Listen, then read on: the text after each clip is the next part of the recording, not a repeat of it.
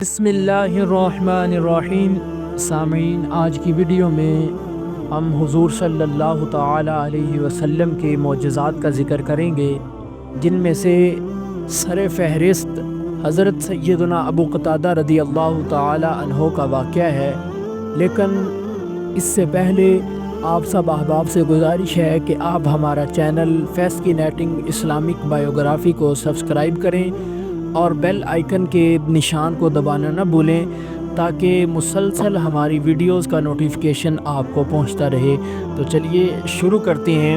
حضرت سیدنا ابو قتادہ رضی اللہ تعالی عنہ یہ حضور صلی اللہ تعالی علیہ وآلہ وسلم کے عظیم صحابی ہیں۔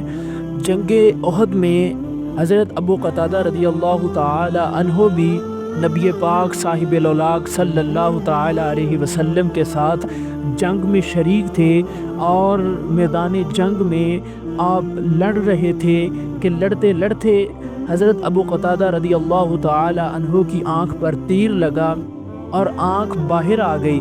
حضرت قتادہ رضی اللہ تعالی عنہ جلدی سے دربار رسالت صلی اللہ تعالی علیہ وسلم میں حاضر ہو گئے۔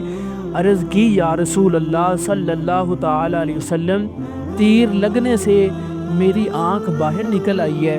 تو حضور سرور دو جہاں صلی اللہ تعالی علیہ وسلم نے حضرت سیدنا ابو قتادہ رضی اللہ تعالی عنہ کی نکلی ہوئی آنکھ کو اپنے مقام پر رکھ دیا، اور پھر حضرت سیدنا ابو قتادہ رضی اللہ تعالی عنہ کے لیے اللہ تعالیٰ کی پاک بارگاہ میں دعا کی۔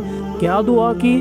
حضور صلی اللہ تعالی علیہ وسلم نے ہاتھ اٹھا کر اللہ تعالیٰ کی پاک بارگاہ میں دعا کی، اللہم اکسہ جمالا، اے اللہ ابو قتادہ کو خوبصورتی عطا فرما۔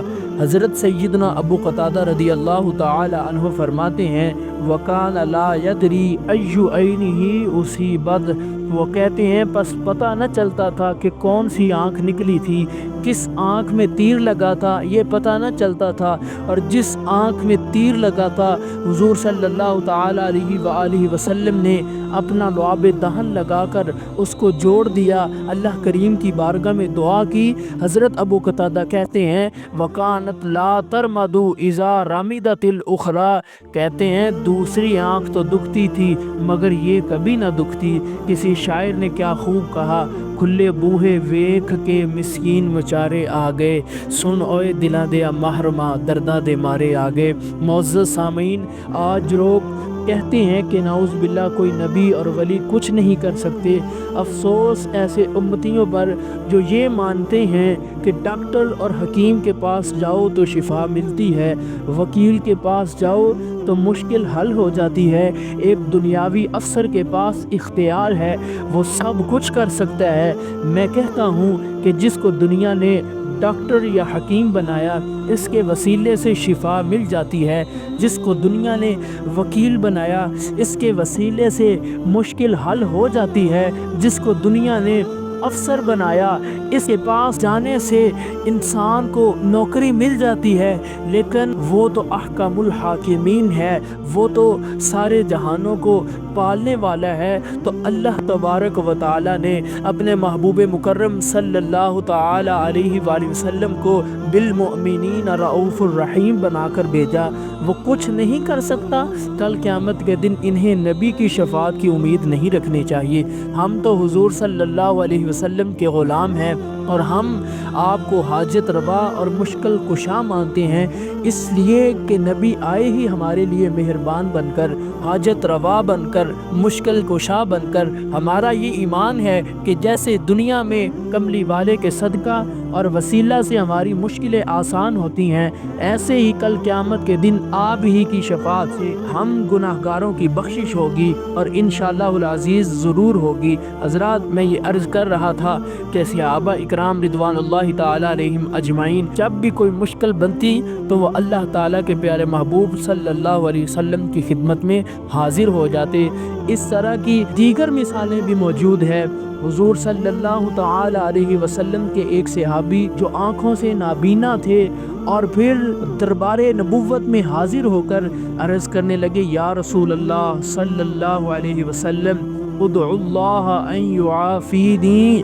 अर्ज़ करने लगे या रसूल अल्लाह मेरे लिए अल्लाह करीम की पाक बारगाह में दुआ करें, दुआ फरमाएं कि अल्लाह करीम मेरी आँखों को अच्छा फरमा दे, मेरी आँखें अच्छी हो जाएं। तो हुजूर सल्लल्लाहु अलैहि वसल्लम ने इरशाद फरमाया अगर तू सब्र करे तो तेरे लिए यही बेहतर है, लेकिन अगर तू चाहता है कि मैं दुआ करूं तो मैं तेरे लिए दुआ कर देता हूं। तो उसने अर्ज़ किया या रसूल अल्लाह सल्लल्लाहु ताला अलैहि वसल्लम आप दुआ फरमा दें। इमामुल अंबिया सल्लल्लाहु ताला अलैहि वसल्लम ने फरमाया अच्छा तू ऐसा कर, वज़ू कर और 2 रकत नमाज पढ़, फिर ये दुआ मांग अल्लाहुम्मा इन्नी अस्अलुका व अतवज्जहु इलैका बि मुहम्मदिन नबिय्यिर रहमह या मुहम्मदु इन्नी क़द तवज्जहतु बिका इला रब्बी फ़ी हाजती हाज़िही लितुक़दा ली अल्लाहुम्मा फ़शफ़िअहु फ़िय्या।